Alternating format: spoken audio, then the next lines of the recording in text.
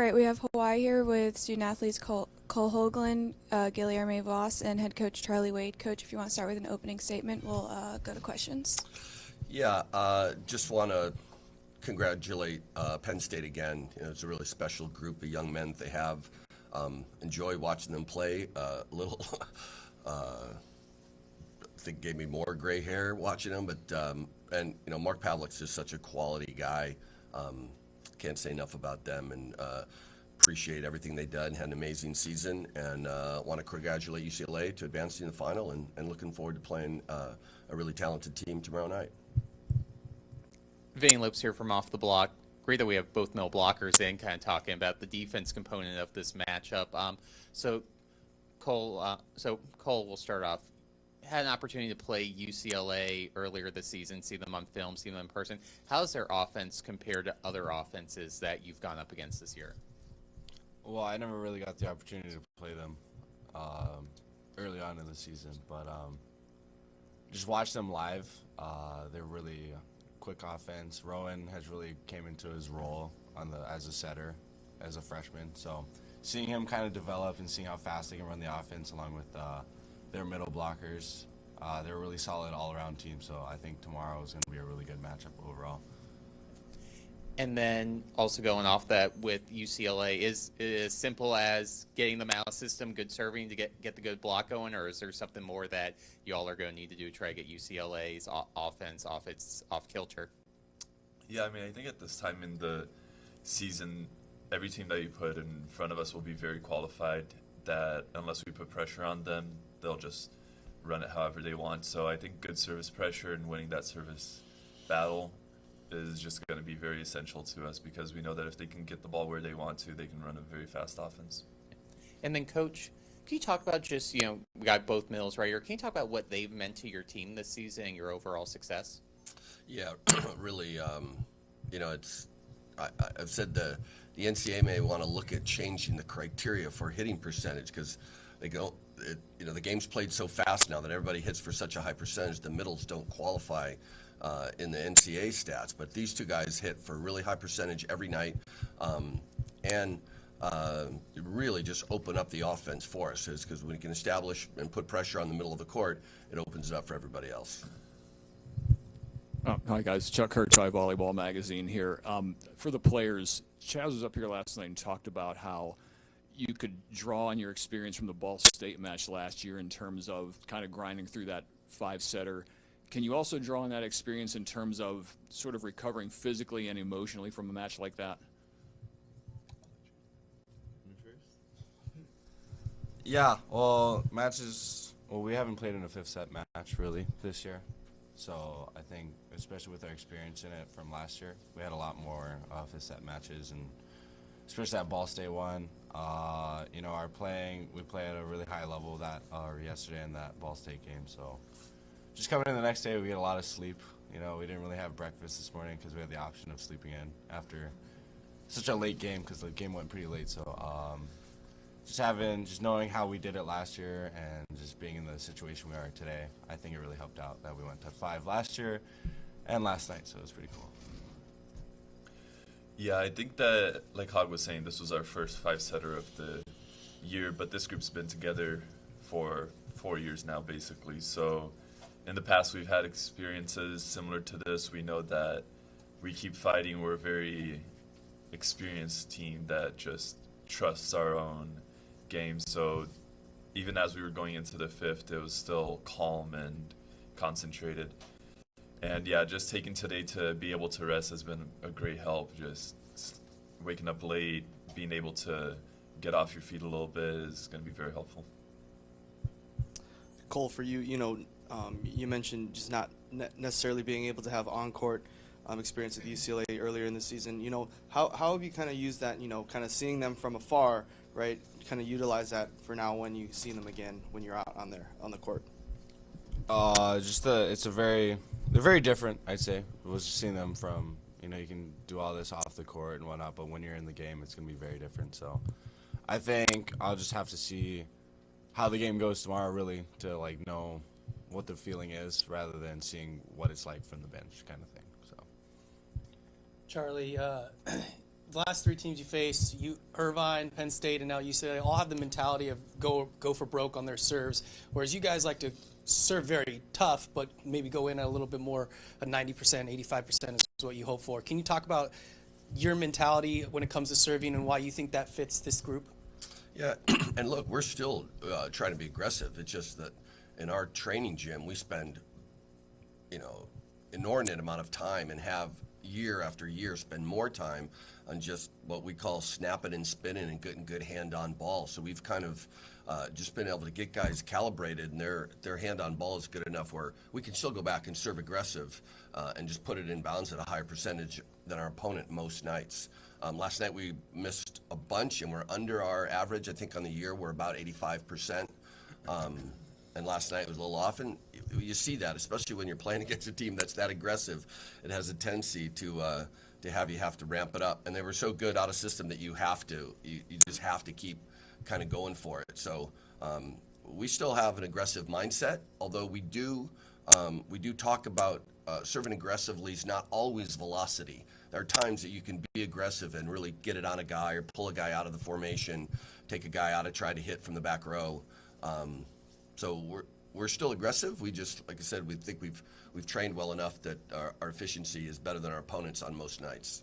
Jeremy, I know that you're not back there for serve receive, but last night you saw it's like you hang on while they're going on their runs from serve line. Is that something you guys as a group kind of talk about? Is they're going to have their times where their serve's really hot, but you just got to wait, because then we saw in the fifth where they had three in a row where they didn't serve in bounds. Yeah, absolutely. I mean, with that service pressure, like Charlie was saying, comes a lot of errors as well. And also, you just got to trust your passers to be able to handle it. So when it was getting a little tough for us, it's okay. We just trust that our passers are going to be able to get behind it, get a hold on it, and that we'll move on from that situation. I think you're a good guy to ask this because you've been with this group for so long, and this is your last chance with this incarnation of this group. You've hung banners already. What does tomorrow mean as far as one last ride with these seven and with the guys that you came into the program with? Yeah, I mean, just having the opportunity to give these guys the last little experience with us, because this is pretty much our last game together, is just very special to us. And also to just be able to make history. It's been a while since someone three-peated, and we hope to be able to accomplish that. Colton, you talked about that. Obviously, this is your last match wearing a Hawai'i uniform, local boy. Go for broke here? Yeah, I'm sending them. You already know. Just like one fat wave coming in, you got to send them. When bomb's coming in, you're not just, going to back off them. You got to go for them. Because if you miss it, you miss the chance of a lifetime. So I'm going to send them tomorrow right there. For the players, going off of that, how do you guys kind of balance, right, just the thoughts of those expectations and that history of the three-peat and those lofty expectations with also just focusing on the fact that there is a match tomorrow that you guys have to get business handled before we can even talk about that kind of stuff? How do you guys kind of balance that out? I think that the whole three-peat or everyone just being like, oh, bring it home, stuff like that, already celebrating is a bit out of our inner circle and our thoughts. It's nice that people have that whole mentality and cheering for us, but really inside our team, we're just focused on each battle that we're facing ahead of us, and we're just focused on our next opponent. Yeah, I agree with G. Tomorrow's just it's just the last game. We got to focus on the game first, and then if things go our way, then great. But first thing first is the game, so we got to come to the game first. No, Guillermo, being in this match the last 2 years, right, being in the final, how much has that experience helped you guys? Not only, all season the thing's been going match to match. How much that experience helped you guys go point to point and, really not get caught up in the stakes that we've been talking about? Yeah, volleyball being that much of a game of momentum, sometimes I think players can get a bit caught off guard with things not going their way and just try to change something and try to just make it happen. And I think our team just has a lot of trust in themselves and in the fact that we have everything that we need in order to get the victory, in order to best our opponent, and that at the end of the day, we know that we can do it, so we just trust ourselves. We're a very calm team when it comes to that. Question for everyone on the panel. Obviously, I know it takes a village, to get everyone here. So, with this being leading up to the final match, I want to give each of you an opportunity to maybe give a shout out to someone, whether support staff or someone behind the scenes who's been influential to your team's success this season, who may just not get the recognition.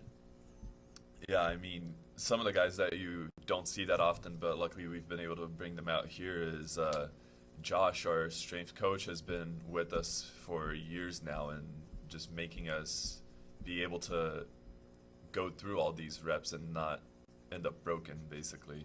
He does a great job with us, and we trust him a lot.